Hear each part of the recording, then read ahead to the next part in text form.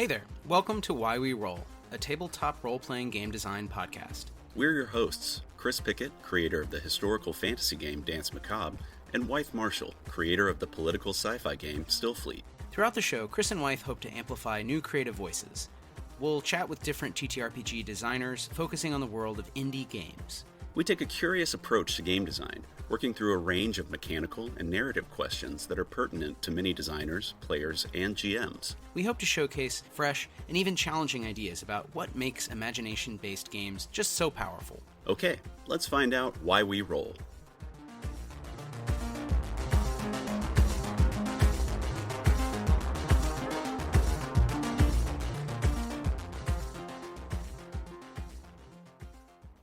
Hey, what's up? We are live on Why We Roll, Yeah, a welcome. TTRPG design podcast. Chris, how's it going? It's going great, Wythe. How are you doing? Good. Well, I'm very good now that we have my friend, our guest, Will Savino, here as well. Hey, Will, thanks for joining. Hey, yo. Thanks so much for having me. Yeah, thanks for coming on. And yeah, thanks for making time. It's always good to see you too, Chris. And we always have stuff to catch up about. Today we have lots to talk about, not just in terms of RPG writing, but also, since Will is a dual threat here, music. So this is a fun episode because we can talk about both, design and writing, and mechanics and GMing, but also the tunes. Yeah. So thanks a lot. And yeah, there's tons to dig into. Maybe we should start. Will, do you want to do like an intro? Like what are your bona fides here? Yeah. What makes you a double threat? No, yeah. Here are the two threats I am making today. So my name is Will Savino. For a while, the one thing that I was doing professionally in the tabletop world was writing music under the name Music D20. That was pretty much like 50% of my workload for a few years. The idea was that I would, the high level concept was I was going to write enough music so that you could score an entire fantasy-ish tabletop campaign, like from low level to killing God, and you would never encounter a scenario in which you didn't have the right music. People tell me that they've done that, like they've done full campaigns with my music, so I'm going to say I did it. Partway through working on that, I teamed up with a couple buddies to create a project called Borough Bound.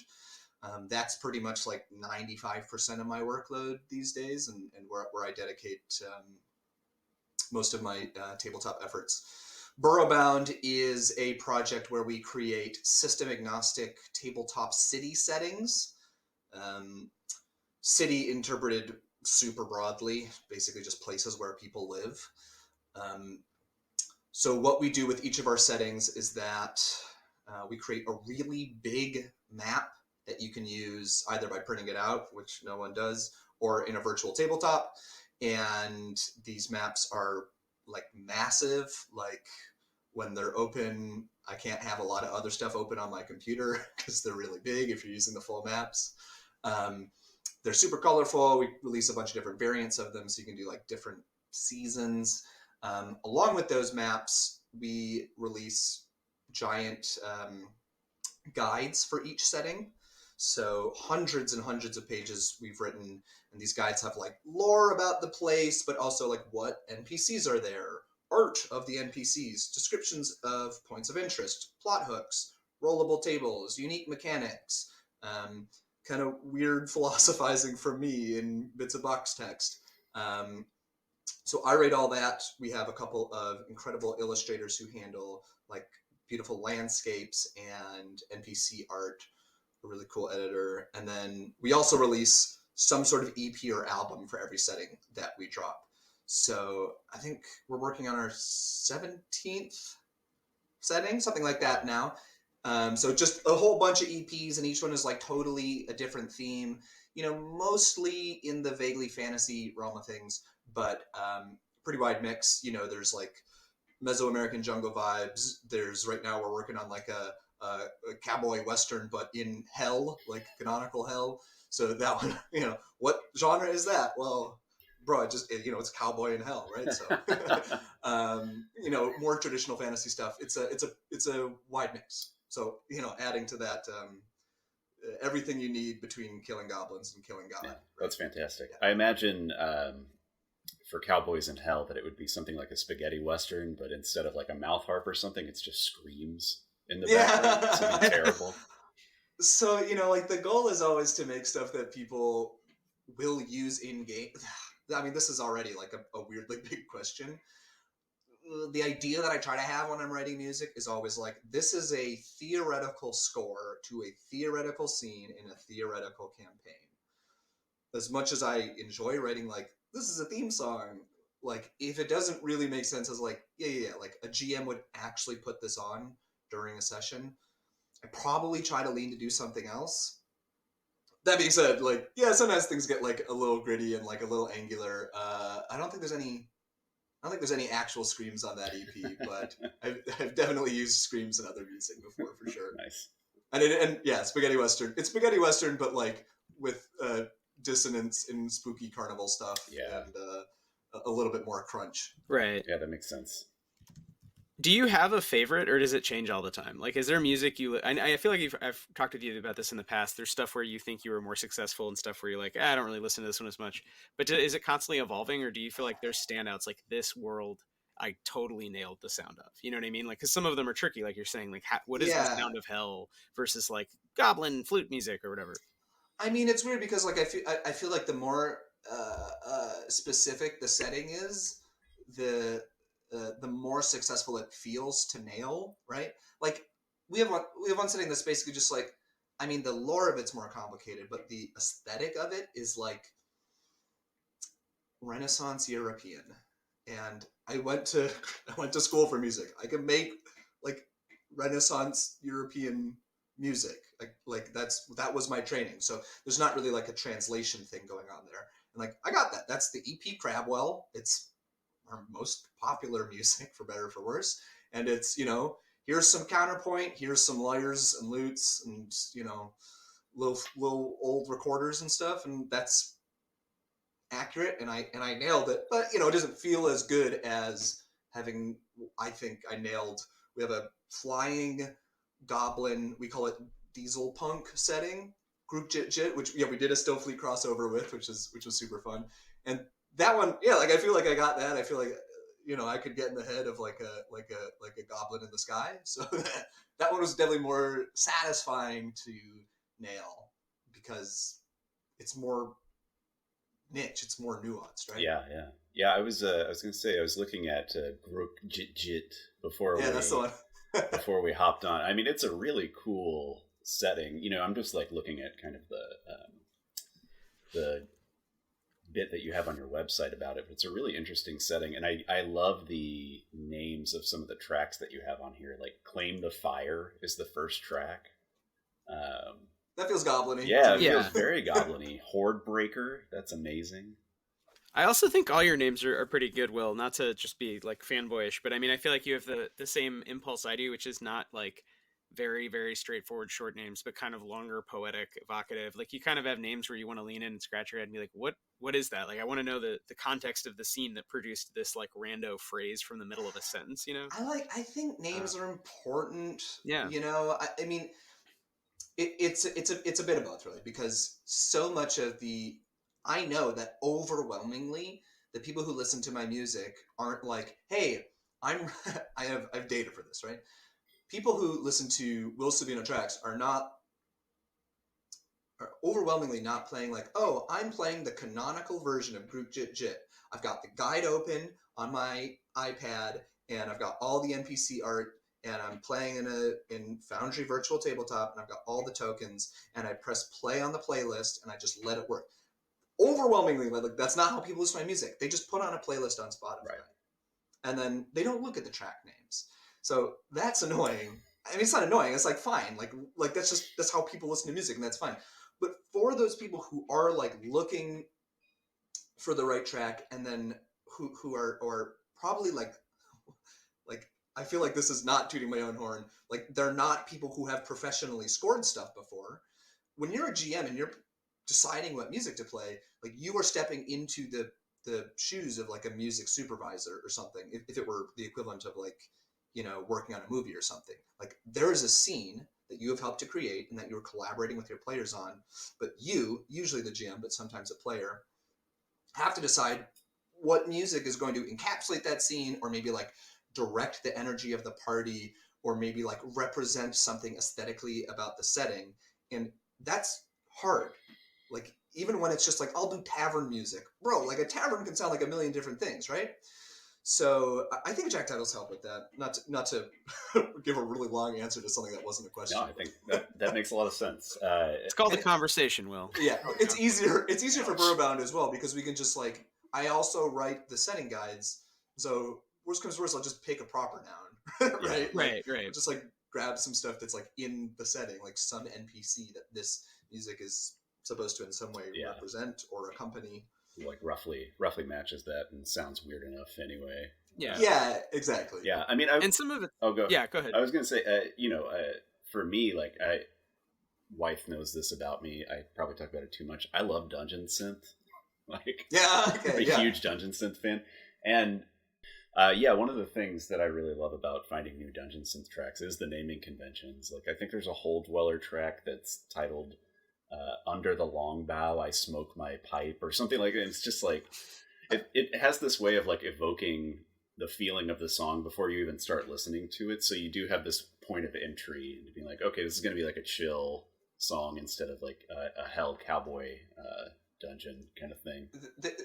Because of like the low barrier to entry for making dungeon synth music, I feel like there's like a huge number of dungeon synth composers who are like comically prolific. Oh yeah. Like, have just released just like dozens and dozens and dozens of albums. And if you scroll through them all at once, you can like decipher, oh yeah, I can tell like which campaign all of these tracks are from. Yeah. You are telling, it's not just like, I'm trying to create like a story, like you're literally just repeating a story that did happen. Yeah. Right? Like, Or you can tell what fantasy novel or series they're reading at the moment. Right. It's like, oh, you're on your fifth reread of Lord of the Rings, Fellowship of the Rings, so this is what was produced in that time. Totally. Which is totally fun, but it's interesting to think about it as a job. Like you're not doing it.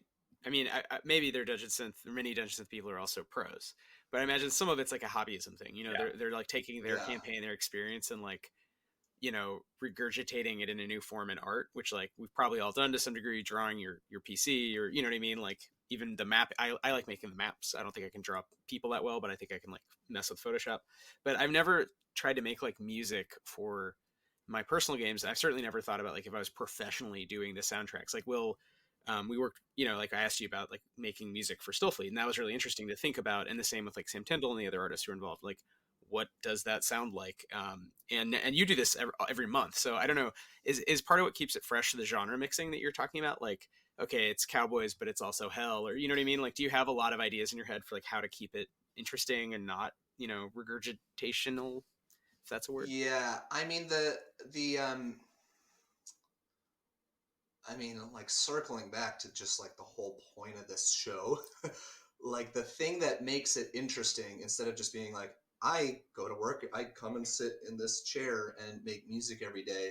Like if it were me in isolation, still doing it like I was in my Music D20 days, I would feel like I was going kind of crazy. The same way that like most people don't have it in them to just write a whole ass fantasy novel without any other input.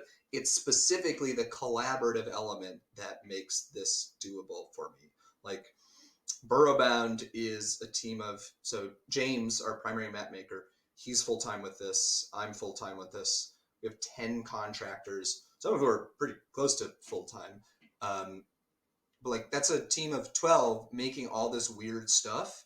And it's being able to like bounce ideas around, and like, you know, Cowboys in Hell didn't just come from like one person, right? Like the fundamental idea came about in an all hands meeting, which like are the most fun. I love our all hands meetings because it's always just like crazy brainstorm, you know, throw everything at the wall, see what sticks, and finding like the through line, or like the exact way to understand the aesthetic of one of our settings is so much more fulfilling than just like, yeah, I know people said they want more tavern tracks from Music 220. I guess I'll make more tavern tracks, which is fine. Like I like making that stuff, but it is more fun when it is the result of,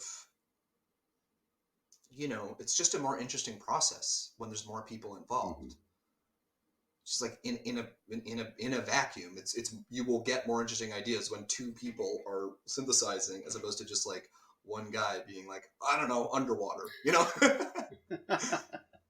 Put some bubbles on it. I don't know. Yeah. It's so cool. But the genre mixing is great too. And the really, oh God, like not to get into like the business of this, but the annoying truth is, almost without exception, my most popular tracks that earn me like a non-trivial percentage of, the money that I use to pay bills is the most aesthetically safe music that I make. I mean, I guess this should come as no surprise, but even though I think in more ways than just aesthetic adventurousness, a lot of my non-traditional fantasy music is better. It's so much easier to make money off of, like, here's a tavern tune, here's European faux Renaissance through a cinematic lens, here's slow string music, because that's what people put on like fantasy tavern playlists or music for sleeping playlists or vaguely Celtic, Nordic, relaxing, sleepy music playlists. And like, I hate making money from Spotify and having to cater to that, but because of Patreon, I don't have to, right? I can sort of split the difference and make the weird Borough Bound stuff too. That's great. Yeah. I think we should talk business. I mean, I don't know, Chris, I mean, I feel like in the past, I've talked about this. It's like, it's important part of the show in a way. It's like, if people do want to make any money, it's almost like the problem of indie anything is, oh, money's a bad thing, being professional is a bad thing. But then at the end of the day, that means you're working somewhere else that sucks, that probably is doing something you don't feel morally great about. So it's like, well, wait, how would you then do your own thing that you feel at least a little better about? It's not like, okay, making cool music or writing cool books is going to save the world, but at least you don't feel as bad doing it. So I don't know. It's great that anyway, that you've been successful in making that transition. And I know that was something I feel that sounded like weirdly cynical or pessimistic. I feel overjoyed that Borough Bound has found the success that it has, partially because, I mean, what we're creating is a different niche, right? Like, yeah, sure, you'll find a lot of people on Patreon or whatever who sell maps and make a lot of money, which is awesome and insane that artists can, put JPEGs online and become millionaires. Like, that is cool. Like, and doing so without like Web3, that's cool, right? Wait, millionaires? What am I doing wrong? I know. I think about that sometimes too. Borough Bound is not doing that. But being able to make something that is, everything in our settings is like, it's progressive. It is system agnostic. We're not just doing like, here's sorry, you guys say Dragon Game. This is Dragon Game 5th edition homebrew. This is, specifically stuff catering towards people with a solely combat mindset. Mm-hmm. Like, we can make stuff that is like cool and weird and, anti-colonial, and we can have a bunch of artists make a living off it. You're right, it's not saving the world, but it's cool that our team can do that instead of like solely doing jobs they hate. Right? Yeah. That's the sort of like counterpoint to the purist viewpoint. It's like, okay, well, we are making something with it in mind that will make some money off of it, and it may not be like as zany and like, I don't know, maybe like aesthetically transgressive as we could be doing, but we're making cool stuff that we like, and we're making a living doing it. Yeah, and I mean, you're still engaging in like larger conversations that need to happen, right? Especially I think within gaming, with the history of the Dragon Game and a lot of other, there's a lot of colonialism in tabletop. Yeah. So if you can find a way to be a part of that conversation, I think, hats off. That's not an easy thing to do. It's really fun to. I think it's easier specifically in the content that we make because we don't have to focus solely on like. I think it obviously people tell really cool stories purely through mechanics, right? Like, I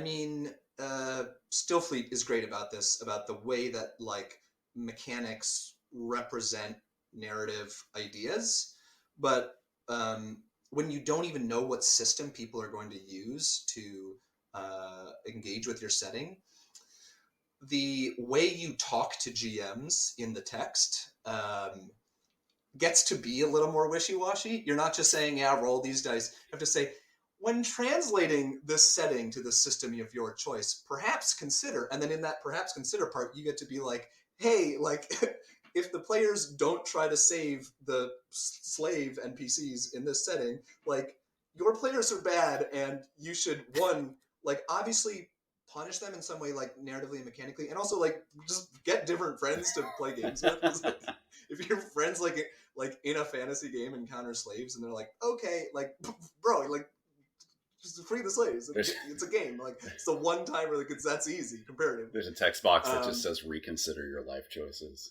I guess you can just do that, right? And you can do that in game books as well. And I think a lot of like newer indie tabletop games are really good about being more upfront about that. Yeah, and like communicating philosophy, not like but gaming philosophy. And political philosophy and the way that ought to or can intersect at the table. I love that. It's so fun. We did it's that. So fun, and it's a way to, you choose your audience, right? In how you make things, and we have fostered a really cool community of people who are down with the ways that we engage with fictional settings. Seems obvious when you put it like that, right? But that's neat. We don't get like dickhead like 40K doesn't realize they're a fascist war gamers in our settings, because the moment you start engaging with the material, like it'll just weed those people out. And it's also doing something new and doing something post OSR. I think we're firmly maybe in that world. I was reading some blog posts about this, and it seems convincing to say, there was like the TSR era, the OSR, and then now we're like, in this new world of gaming. And so you're starting fresh. You don't have the momentum. You don't have the baggage. So to be, to Steelman, whatever is happening at Hasbro, it's like they're dealing with 50 years or whatever of history of wargaming, chainmail, fighting men and monsters, So it's interesting to just try it anew. And that's something, obviously with Stillfleet, that was kind of the whole point. And I know, Chris, that's something you and I have talked about a lot, and why we wanted to do the show is to talk about like the politics of games. And a lot of our guests, that's kind of something that's like a big through line. I will just say, I just read the preview version of Eat the Reich by Rowan Rick and Deckard. And that has, by the way, the best tabletop launch video I think I've ever seen. Quite good, fun branding. The exact, I think I'm going to remember this correctly. The exact wording was, I believe it said, "Drink all of Hitler's blood." All of makes that such a. It's so weird. That dropped when we were at Gen Con this summer. I think I watched it. I was like, oh, well, this is the thing I'm most excited about. But like reading the book, it's like I'm not. I'm always a fan of Grant Howitt's work, and in general, I think the stuff is well written and interesting. It's also like not. To me, it's not transformative the way like Spire is super cool. But I do think it's more like the Hollows. Like it's a fighter game for fighting. You like combat, but it's the thing that's interesting is how they handle Nazism, and they really go out of their way to just be very prescriptive to the GMs. Like, these are things we think work really well at the table. These are things we really, really think you shouldn't do, and here's why. And it's not long. It's not annoying. It's not like preachy. It's just simple. It's like, hey, think about it. If you start doing a bad German accent and yelling how much you hate, insert group of people here who the Nazis historically murdered, it's probably a downer. And it's also like, what if your neighbor, it's just like awkward, like on all levels. And it's not necessary for the kinds of things that you do in this game. And think about the best moments from, the movies you've watched in World War II or whatever, like how much of them relied on like you enacting actual evil shit versus kind of, you know, hand waving or montage or like, you know, finding these other moments. And so it just was an interesting take on like, because I wondered how they would deal with that when I saw, you know, the ads for it and stuff. Like, all right, how is this game gonna deal with, you know, historical evil, right? Yeah. So I think it's really interesting that you have this opportunity with Borough Bound, especially. It's almost like you're doing a new game every month in that sense, like stripping the mechanics away, where you're doing a new setting and you have to deal with like you did an industrial one where there's like, you know, class consciousness, right? I forget the name of it, but it was good. Thanks. Yeah, you do like a lot of them with different like. I wondered actually about the. I don't know if you could speak to the one that was Mesoamerican themed, where it was kind of there was like a colonial thing happening. I only read like the quick intro, so I don't have all the materials for that. But that was another one that I came to mind. Zahuatl. That was definitely the Zahuatl ruins. Yeah, that was the trickiest. That was the trickiest setting that we've made. From a you know, socio-political standpoint, the whole idea of this setting is it's a Mesoamerican, faux Mesoamerican ruins in a jungle. The idea is this is the archaeological find of the century, and classic colonial like adventurer trope people are going to that ruins to try to loot it, essentially, right? Find treasure, achieve glory, fight against the indigenous kobold populations, do all the things that we know real life European white explorers did as you know, they started exploring the rest of the world. Now, obviously, we don't. I mean, I say obviously, but you know, D&D hasn't confronted this in many instances.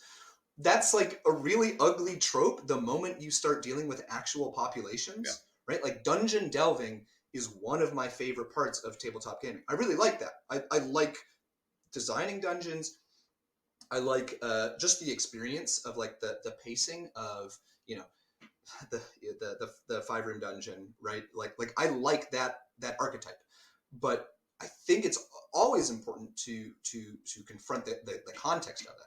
So the real story of Zahuatl Ruins that the players don't know, but the GM does, is that the whole ruins are a trap. It was built by a dragon and this also really odious white colonial spoilers. Also, this a dragon who teamed up with a really awful Dutch East India guy stand-in, right?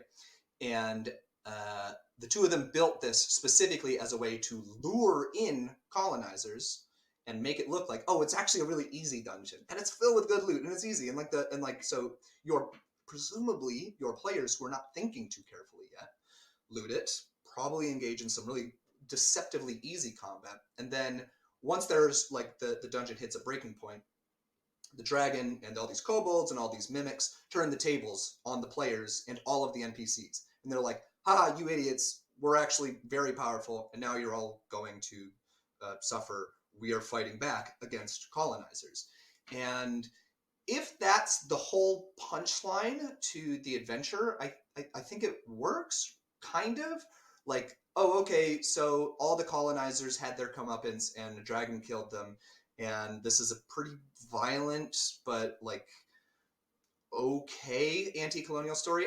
I think that that's like an okay way to do that adventure, but in thinking about it more, we ended up releasing a supplement for it where, in addition to freeing the enslaved indigenous kobolds, fighting back against these like twin arch villains, you know, this like head colonizer and the dragon who was also subjugating the kobolds in her own way. You take it to them, and then also it's like, okay, we have let a bunch of colonizers suffer a bad fate. We have survived this incident. We have hopefully in some way subdued great villains, both local and from abroad. The more interesting story is, okay, and then what, right? Do you help the kobolds to rebuild? Do the kobolds reclaim this without, you know, white savior probably party helping out? Like, do you just leave? I think that's a more interesting story, and one where you can, you know, explore anti-colonial themes with a bit more nuance if you have the party for it. But honestly, like, a part of me regrets even releasing that whole module, because I think a lot of people are going to misinterpret it, or I don't want to say play it wrong, but we tried to offer like a slew of guidelines in there about like, how do you make it clear that your players should feel bad about not questioning their decisions to loot this dungeon. And I don't know, that's a tricky question. I don't know if either of you have answers to that, but how do you tell a story in which players have agency, but you also want to be moralistic? Maybe that's just not the place for tabletop gaming, Yeah, I don't know. I mean, it's curious too, because I think something that Wythe and I have talked about before is that a lot of game systems have inherent politics built into them. So when you're writing these agnostic settings for it, there's only so much that, like, you're pushing back against both like the player characters, the GM to a degree, as well as the system that they're running. It's like if you're running that in BX Dragon game, it's like there's I guess there's like a ludonarrative dissonance that's happening there, right? Where it's like, well, yeah, I mean, we can free these people, but the way that we grow and the way that we get XP is by bringing back the gold, so we're going to do that instead. Yeah.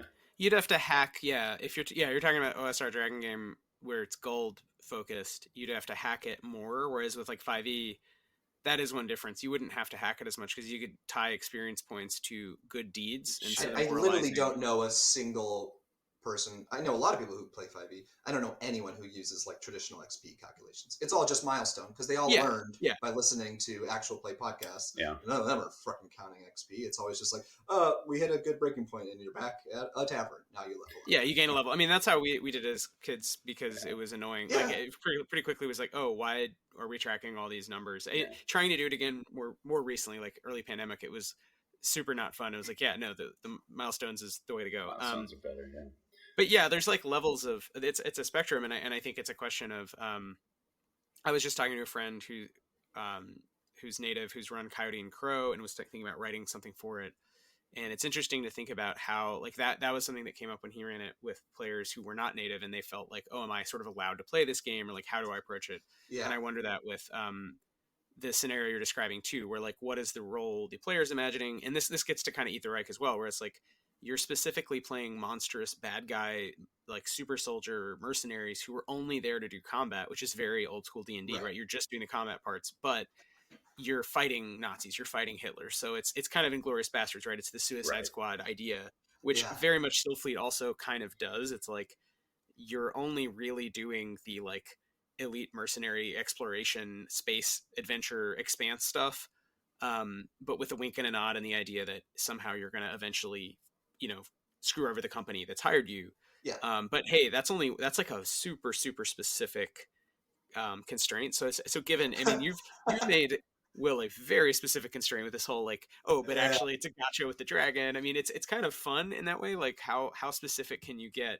Right. It reminds me of those one-page games. It's like at some point, there is a right way. There's a like I don't know, and this is like part of the heart of the difficulty of making system agnostic. We don't even write adventure modules, really. I mean, sometimes we have stuff that's kind of module adjacent, but usually it's just like, here's a setting, here's how it works, here's like maybe unique mechanics about like how this setting works. Like for our Hell Cowboy setting, like souls are a mechanical currency. It's like, here's how that works. But most of the time, what we're doing is like, here's a bunch of people, here's the way the world works, here's some stuff that might get you off on quests, or we do like rumor tables. I love shit like that. But we're not saying it's really not prescriptive. And maybe if you did some sort of canonical version of Zahawaddle Ruins, where it's like, oh, we realized our mistake, we were bad colonizers, now we're questioning our own actions, but at least in the process we can go about saving indigenous people and screwing over the really bad colonizers, and also giving back the land. Like there is a version of that where you can tell like a really good story where the players feel fulfilled both mechanically and narratively and like moralistically. They can. It's so hard to write a a morally complex RPG story if you want to also make it so that there's no risk that a GM will accidentally become a fascist, right? Like this is like the grimdark fallacy, basically, right? You can do the great. I wouldn't say it's the greatest critique, but you can do a stellar critique of ultra right wing politics, and no matter how cutting that is, someone's going to be like, yeah, I like Starship Troopers, and I did not see it as a satire, right? Like that will always happen, and in tabletop, where you don't even have the agency of like controlling pacing or cinematography, or that becomes even harder. There's like this double lens that always goes into the interpretation of your work. So yeah, commentary is like hard in a tabletop context.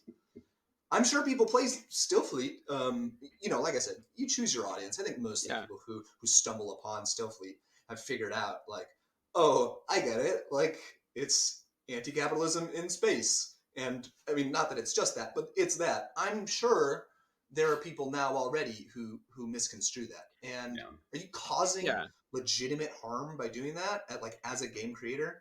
I don't know. That's like a pretty bold. Yeah, and people are always going to get stuff wrong. Right. It's a problem of like, it's sort of a good problem to have. Like, if you have enough people doing anything, they're going to break that thing, right? And that's a human sort of issue. But there's also questions of guide rails, and that's why I was bringing up like the careful attention y'all have paid to your social position and what you imagine GMs will get out of this material and players. Similar with the thoughts I've had and like the example with Wythe Reich. And I think it's a little different, but like turning to like religion with like Nance Macabre, I mean, they're similar. I remember playing like Wraith as a kid. I don't know if you guys grew up with, but the White Wolf games were so big in my world. It's a vampire werewolf, especially Trinity. Wraith was really cool. I didn't get to play it much because there was only one other of my friends who thought Wraith was kind of cool, but the books were, the core rulebook is all I had, and it was really interesting because it was like, okay, there's life after death, but we're not going to say anything about religion. And at some point you die in the afterlife, and then you go to like final, like we don't know what happens with final death, and no one does in the extended, World of Darkness. So that rocks. That's a great premise. Yeah, it was a great premise because it allowed them to both have a complicated economy with souls, like you're saying, and they use souls to like make bricks. It was really horrible to think about all the buildings or like people being tortured or something, but I don't really remember it. I could be, but it was nightmarish in one sense, but in another sense, it was like, I was very interested in religious studies, and like the book just did such a careful job of being like, up to you. We don't know. We don't care. Like, you can run this completely secularly. You can have your own religious viewpoint, and it still fits in because it was like this epicycle. Do you know what I mean? This extra thing they put on that could sort of fit with almost any interpretation. You could still say, okay, but in the end, you go to heaven or hell. Right. So it was kind of, to your point, it's like you give people the tools and then they can take it in whatever direction. And in a way, all you can do is have the box text screaming red or whatever caveats, where it's like, please don't yell. If you're playing Eat the Reich, don't be like screaming things in fake German about how you hate, whatever people. Like, that's not smart. And like, can you stop people from doing it? No, but they, by suggesting, I guess it's the kind of cleaning up your own mess. You've suggested a scenario in which a GM could naturally be like, oh fuck, I'm playing an NPC who's a bad guy. I guess I got to say something bad. So I think I guess I got to lean in. Yeah, exactly. I think one of the ways that so I have in my home games, I have players that love combat. I GM a lot of combat, and I'm fine with that. I like the tactical side of things. I think I heard you both say on one of the previous episodes that there's no I don't want to overstate it, but like, because video game combat is always better, that sort of invalidates the need for like combat centric tabletop gaming. I don't know if that's true, if only just because of like the imagined element and like the flexibility of a good GM. Not to like dig up a thing I disagree with arbitrarily. That's a because I was listening to them there. No, that's great. That's please. You know what I mean? Though? Like, like I don't know. Like, as good as Baldur's Gate 3 is, like, I still think combat with a cool GM and creative players and like all your crazy homebrew mechanics will always be, not always, but can be really fun. It can be more interesting. One thing that I think I was going to say it can be more interesting. I think the thing with the video game stuff is that maybe I remember this is a thing that Wythe has said before is that there's a lack of a need for so much like granular simulationism when it comes to combat in games, and you can kind of focus more on narrative stuff, because if you're just there solely for chopping up dudes and stuff like that, you can get that from Dark Souls 2 or from Elden Ring or whatever. So much of the I think this is an underrated part of the difficulty of GMing, is finding a way to never stop combat being narrative, and not just like, I have a strong belief that like every fight should have narrative relevance. Like I don't do trash mobs, right? Like I don't do like, here's a random guy and you kill it just so that you're roughed up for when there's the actually meaningful story boss fight or whatever. Like every fight through a dungeon has to have like some significance. I think even more complicated than that is having narrative significance on like a more micro level. Like each turn, characters should be talking to each other. Stuff should be evolving about the story. Stuff should be... Anyway, I'm getting sidetracked. The point I was trying to make before was like, one of the best ways to help bring the point home with and to avoid confusion with like who is bad in an irredeemable way is to just include irredeemable villains. And I don't think it's ever interesting if like the main enemy of a tabletop campaign is irredeemable. Like they're just like I don't want to have a campaign that ends with you fighting like, oh, it's an ultra demon and it's an embodiment of hate and this is a JRPG. Like that's not interesting. You should have morally complex characters, but having some characters that are not morally complex kind of rules, if only because players can check out. Like they don't need to think about the morality for a second, and that can also sort of like help you direct their attention to those characters who are more morally compelling. Mm-hmm. Does that make any sense? Yeah, I think that makes sense. Have the big boss be really interesting and, narratively have a bunch of stuff going on, but maybe some of their minions just fucking suck, just unambiguous, just really bad, and that at least leaves like a breadcrumb trail for your players. One, to engage with systems that they enjoy if they are combat likers, and two, it's like, oh, okay, so these guys are super bad. At least I can get some moral groundwork there. Get a little bit of that moral high ground. Feel like you're a hero instead of just a murder hobo.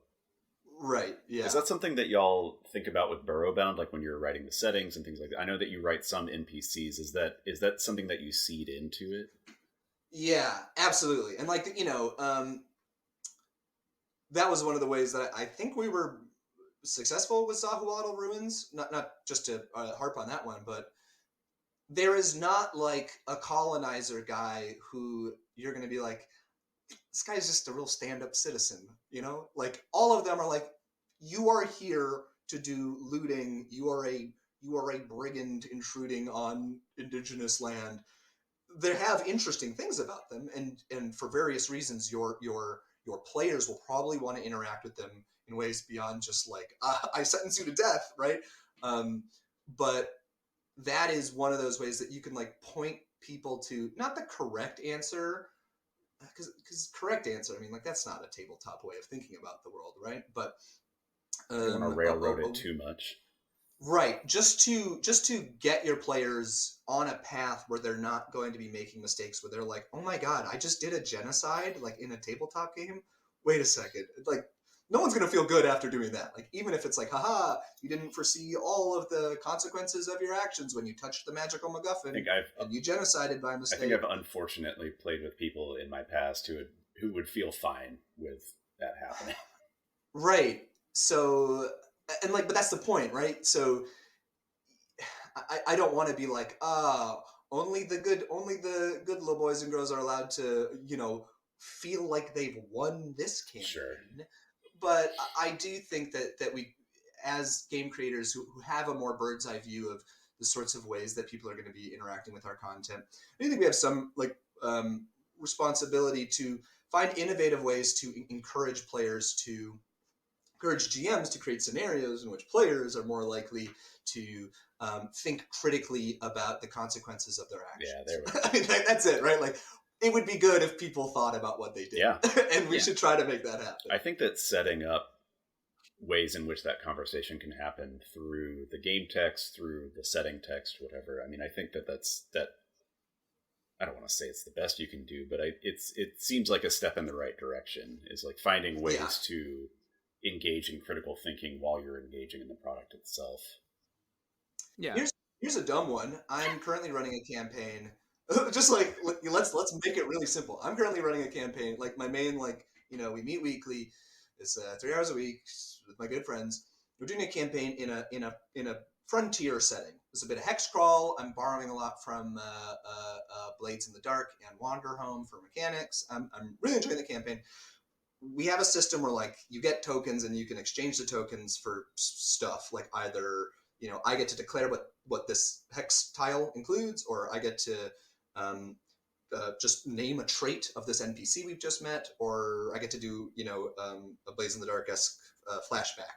Flashback, is that what they call them? Yeah. So. You just get a token if you do something that's bold and anti-colonial. And as a GM, I could just make that a rule, and that I don't think that robs players of their agency.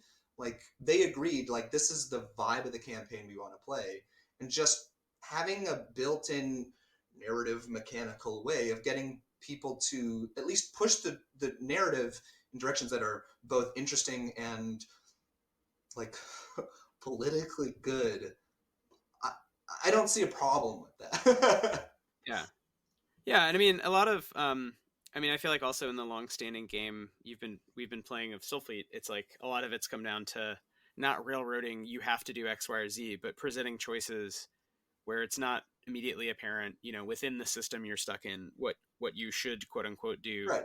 But it's like it provides time or space for y'all to like talk about it and think about it, which I think is genuinely interesting, because then there have been these divergences of opinion among smart people who are all like non-Republicans, right? About like because it's all imagined too, so it's not your real life. Like you can take a different position because you're playing a character. You can be like a chaos gremlin, but you could also just say like, I genuinely don't know, given like this world, what is the right thing to do, but I know some of the things that would be bad, so let's like begin to agree on like what we're not going to do, guys. And it's been interesting as a GM to hear y'all work through that. And so even though I like what you just said, like having a system where like the GM has a sort of moral fairy godmother like reward component, but that only works if it introduces interesting friction. And the interesting friction in my campaign is like, hey, anytime you do anti-colonialism while living in a colony, like you're probably making things harder for yourself, right? And so it forces players into positions where like, oh, well, we just stuck up for someone, and now that we're going to get in trouble for that. And having a way of making gameplay more interesting because of the narrative choices that you're encouraging, that's fun. And I think that's baked into Stillfleet in a more fundamental way, just because of the way the setting works. You're always a loser in a sense. Like you're like probably some sort of like magical space marine, right? In Stillfleet, like or some you are a hero with really cool powers, but you're still hilariously powerless in the face of just like space capitalism. So there's like so much room for fun moral gray area and like political compromises that are all bad. Like, oh, no matter who I back, something bad is going to happen. What am I okay with? Like, what do I find acceptable? That is like a fun game to play where people don't feel like, oh, I did a fascist and now I didn't have fun at that game after all. It's just like, well, everything's bad, so I'm going to try to find like the way in which I don't die, other people don't die, and like things turn out kind of okay. That feels great. It's all these engines for like what's a way to have fun, and there's different games do it different ways. And I think again, it's interesting that Borough Bound, you put so much time into each month into different ways it could work, and like you said, it's the extra constraint of you don't even know the mechanics people are going to use. So you can kind of assume 5e, but you can't because you don't want it to be. It's not a D&D based thing. Not nearly as like our patron base is not nearly as 5e centric as I feared. We did like a big internal study, and now, mind you, a lot of people who aren't playing D&D 5e are playing Pathfinder 2e, which is just D&D Right. 5e with more math, Right. kind of. I mean, politically and in terms of like combat focus. I think you mean, but a lot of people are playing other settings. I've never played Pathfinder. I've only played the original Path. I've never played the second edition of Pathfinder. I don't know how different it is from the. Yeah. I think it's pretty different from. It doesn't matter. I mean, the point is like, if you make stuff that is not just for people who play D&D, those gamers who are starved for content because they don't play D&D, and the world doesn't automatically cater to them. I have found that a lot of those players and GMs have flocked to our content because it's like, hey, nobody is really making third-party content for a lot of indie RPGs, right? And a lot of indie RPGs can't even make a lot of first-party content because this is a hard industry, right? So making, I mean, I don't mean accessibility in some sort of grander way, but making content that is accessible just by virtue of, hey, all you cool people who are branching out into different systems, we're making stuff that is like totally compatible with what you're doing, including like guidelines for translation where possible. Like, that rocks. That just means you get like, that means you get the cool gamers, That's what our community is. It's like, it's the cool gamers. That's awesome. That sounds mean, but it's fine. To everyone else, it's fine to have preferences. All right. I don't know. I think it's really interesting. I keep on thinking about how there's this parallel between the music that you're creating, both for Borough Bound and for Music D20, and writing system agnostic setting. Like, both of them are game or system agnostic, and so there's this interesting kind of dance that you have to do where it's like, okay, well, I want it to have this vibe, but it can't be overly specific. And we make system agnostic content, but like, given that we know, I said it's not all D&D players, it's still if not a majority, a plurality of D&D players. I would imagine there's still quite a few. We definitely have them first in mind when even thinking of like, here's a dumb one. Like, I know the 5e like fiend taxonomy, right? Like, devils and demons are different in this very specific way in D&D that may not be the same in other fantasy taxonomies. But I kind of just made the taxonomy roughly that for our newest setting because that's what most people are going to be starting off with as a baseline. And that's annoying, right? Like, if you look up what a kobold is in fantasy, like real, like mythology, like kobolds are basically just like Germanic goblins. Right. But at some point they became lizards. And so like when I write a kobold now, I know that D&D and Pathfinder players are going to think kobold equals lizard. So we say kobold equals lizard. And that's that screwed up way in which D&D and before it Lord of the Rings have basically made canonical these elements of fantasy that originally were like cobbled together from so many mythologies. And, I don't really have a great way of disentangling that other than like, one setting at a time being like, this one's different. I know you think you know how like this one setting's supposed to work, but like this element is different. Like our goblins have short noses. They don't have long noses because that's anti-Semitic. They have short noses, like little stuff like that. Just like slowly disentangling this notion that there's like, I mean, how insane is that there's a standard version of how fantasy works? Like, that's nuts. It is. There's no Harry Potter goblins in this universe. We're working on a magic school setting right now. Like, that's like our big thing. Oh, wow. Right now. And I never grew up with Harry Potter, really. Like, I read a couple books as a kid, but it was like not like formative for my fantasy upbringing. And wow, like that's been such a blessing to not be, I keep having to ask my wife, like, hey, does Harry Potter have this? And if so, what do they do? So I can like not do that. If only because I start with the assumption that J.K. Rowling was wrong about stuff, and then it becomes easier to make like good fantasy. I think that is the right place to start when you're dealing with of course. I also never read the Harry Potter books. I think I saw the movies, maybe a couple of them in the theaters and stuff, but they started, this is a bit of personal lore for anybody that's interested. Those books started getting popular when I was in 6th grade, and I was very chubby and had round glasses and messy brown hair. So the insult of choice for me was to call me Harry Potter. So I was like, I'm never reading those books. Never. I want nothing to do with that world. And now, in retrospect, I feel very vindicated. I feel very good about it. So it's just not it's not the kind of fantasy I liked anyway, and I felt vindicated when she was outed as a tremendous TERF and just a sort of a piece of shit. Like, you know, it just felt so like, oh yeah, that makes sense. Like I mean, I get the appeal on the one hand because I remember people getting so into like the movies when I was in college. They were coming out. There's one good one. I watched them. I was like, yeah, interesting. Right? There's what? Yeah, I don't know. Some of them in the middle had like time travel and werewolves. I was like, this is pretty cool, but you know, it's for kids, whatever.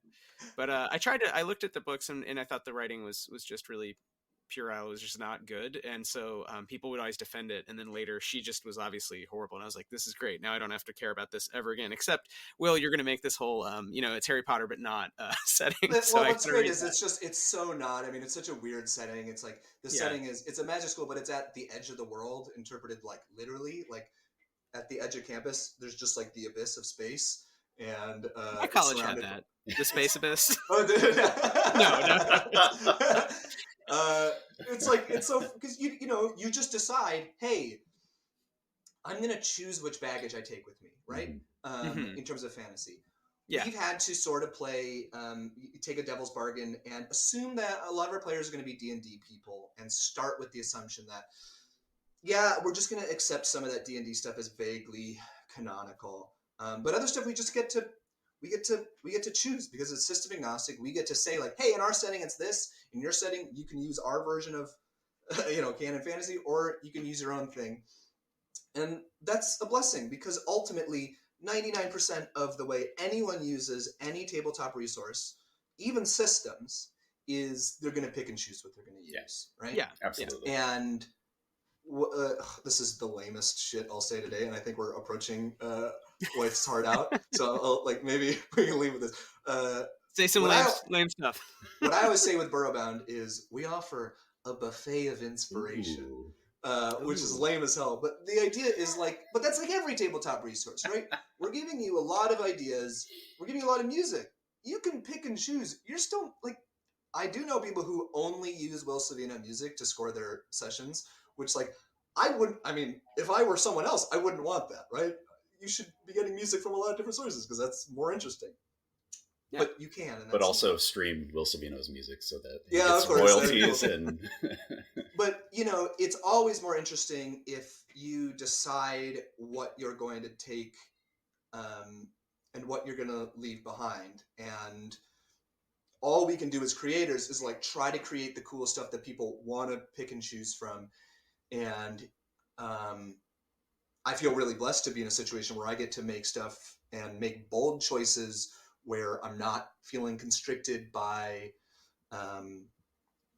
the constraints of the Dragon game, where I'm not feeling constrained by like even, oh, I need to make these numbers work.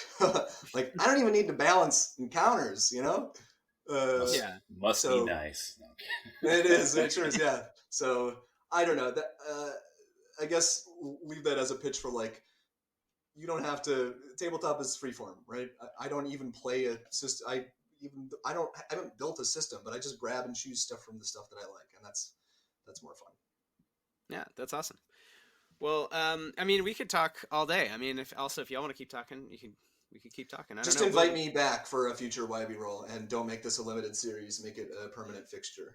Let's do it. Got it. Okay. I'm down. Yeah, you got Chris, it. What do you think? That sounds great. Cool. Chris, I had all kind of questions for you when we were talking about politics. I just something I want to come back to. Maybe next we'll have to do another just like you and me chatting. But I want to hear more about religion and how you're thinking about. I know we talked a little about this with Danse Macabre, but you know, how do you want people to interpret the right way to do historical France and like some of the things we were talking about. It's interesting as your game is set right before colonialism like takes off from Europe, and so it'd be interesting to really think about ways to sort of try to proof a historical game against that, which is something we've thought about, and Stephen Aubrey, who we'll have on, has thought a lot about. So these are like really live questions for game design, depending on where you set your game. But yeah, they all have politics, even if you're setting it pointlessly far in the future. It's still kind of always today, and mimics some of the problems. Pointlessly far in the future, pointlessly far in the past, pointlessly far away in some space. In what is it from Star Wars? I don't even remember. God, I hate Star Wars. Galaxy far, far away. It's like, God, I yeah, don't like Star Wars. It's still basically Queens. I love Buffalo, that. I guess. In Will's case, it snowed today. Yeah. Oh, nice. It's Buffalo. Nice. Yeah, I think it's ultimately it's important to remember. I think you're kind of saying this, Will, but as creators, like nothing gets made in a vacuum. We have a history of colonialism. We have a history of capitalism that we have to live through, and that is going to be replicated in the things that we made. But I like the idea of picking and choosing the baggage that you bring along as a way of I don't know, like editing or corralling the conversation towards. And there's an obvious alternative here, right? Which is you can. I swear I won't make this long. You can you can talk about you can have systems where you just don't engage with that stuff at all. Sure. Like not even in a Dungeons and Dragons sort of way where it's like, yeah, we don't talk about it, but it's there. But like there are games where, hey, let's imagine literally there's no capitalism here. Literally there's no colonialism here. Like I mentioned it before, but I really enjoy a lot of the writing in Wanderhome, where it's like the worst thing that can happen is like you meet an animal who is sad. And like you can even choose to get rid of all of the they're called traumatic traits. You can just not have traumatic traits in your game, and then you won't even meet an animal who's sad. And okay, so this is not a critique of that. I am much more interested. I'll do the critique of that, but yeah. I am much more interested in having settings where like, hey, let's actually examine what would happen if you were an adventurer in Mesoamerica. Let's examine what would happen if like these goblins seem cool, but their recklessness is endangering people. Like, let's examine situations in which there are meaningful consequences, because that makes it feel like what you do matters, and it just gives you more room for...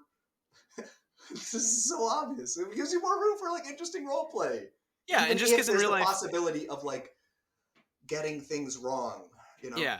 Well, because the games are ultimately based on real emotions and real people. And so even though I'm imagining I'm an animal, like we're about to put out an animal game, right? I love animal games. But if you have a setting where nothing can ever really go wrong and the worst that can happen is like, oh, I got a thorn in my toe, I'm sad. It's like in real life, animals die unloved all the time. And it's very sad. And we have to work hard to, as like conservationists, to like not destroy their habitats for one, or like to eat less meat, and like think about the resources, the finite resources, the biogeosphere of Earth, and like not, killing ourselves by continuing to burn fossil fuels. And those are like hard things. And it's not that every game needs to touch on all of them all the time, but like if you take away literally all of them and it's just Utopia game, I feel like you've also taken away the friction, the relationship to your real lived experiences and real tensions in your life that make games, and especially imaginal games with friends, like social games where you have to imagine stuff, kind of the most interesting. And otherwise, I mean, that's kind of what I was saying about video games. Is like, yeah, just play a video game. Like if you want pure escapism, I like video games just fine. I don't play nearly as many as you do, but like I do like them. And it's like they have their place. I just think, from the Dragon game on, these games are actually really cool because they kind of require you to like compromise and negotiate and figure out what your politics are in a given, even if it's very silly, like cutting a goblin's head off or not, or just scaring them, whatever. It's still like that's actually, that tension is really real and important. So anyway, I think we're just really agreeing with each other. Sorry, I should have been like, it's good to do a fascism, and then we could have had a real conversation. Oh no, let's not do that. No, that's I'm gonna stop you there. I appreciate the agreement. Chris, did you have any last thoughts, questions for Will? And we'll absolutely have you back on if your game. I always enjoy talking to you. So thanks. I'll never shut up. I love great to talk to you both. It's really nice to meet you, Chris. Yeah, good to meet you too. I don't think I have any more questions other than well, no, it's not a question. It's a comment. I'm very excited to check out more of your music. And you can be found. Music. Your music project is Music D20, right? There's music under both names. Okay. If you search Music D20 or Borough Bound or Will Savino, you'll get. I'm almost at 500 tracks. In my tabletop output. I have a big old spreadsheet. That'll be a good milestone. Maybe I'll like take a couple days off. Yeah. I think you should. What's the? You're not allowed. Do you have the data? What's the percentage of those 500 tracks that are tavern tunes? I can. Tavern is. I have them all tagged, which is really useful for our website. That's great. Our website has like pretty good metadata and stuff. I can Control F for Tavern and see how many. It's not that many. We'll follow up on that next time. It's double digits. I mean, Big time double digits. Big time double digits. Big time. Chris, my wife and I want tattoos. Oh, great. She told me to mention that to you. Great, I love it.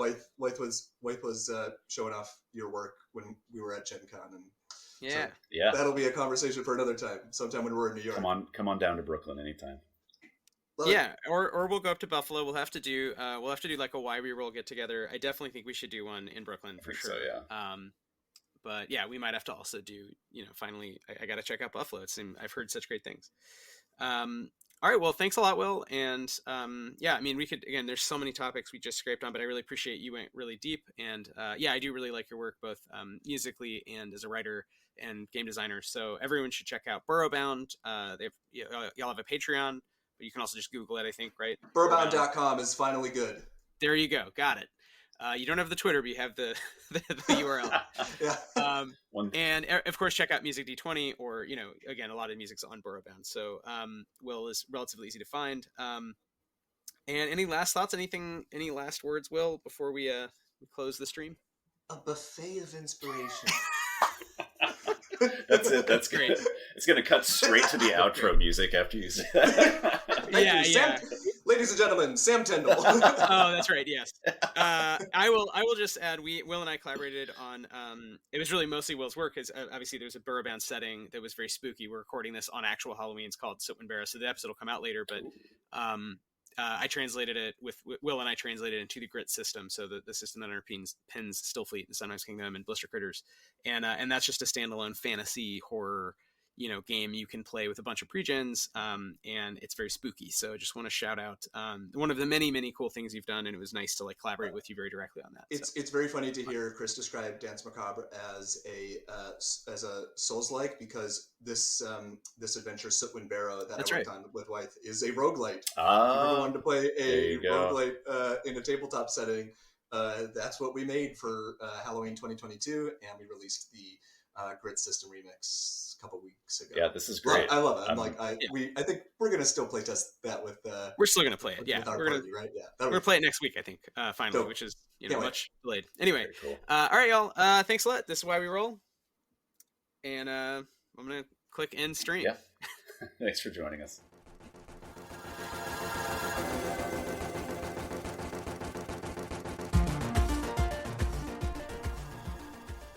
Thanks for listening to Why We Roll. Our theme music is by the brilliant Sam Tyndall and Arpline. If you enjoyed the show, please subscribe wherever you get your podcasts. You can find us on Twitch and what used to be Twitter at Why We Roll, and on Instagram at whyweroll.pod. You can find out more about Dance Macabre at timespaceplace.itch.io/dance-macabre. You can find out more about Stillfleet at stillfleet.com. Thanks for listening.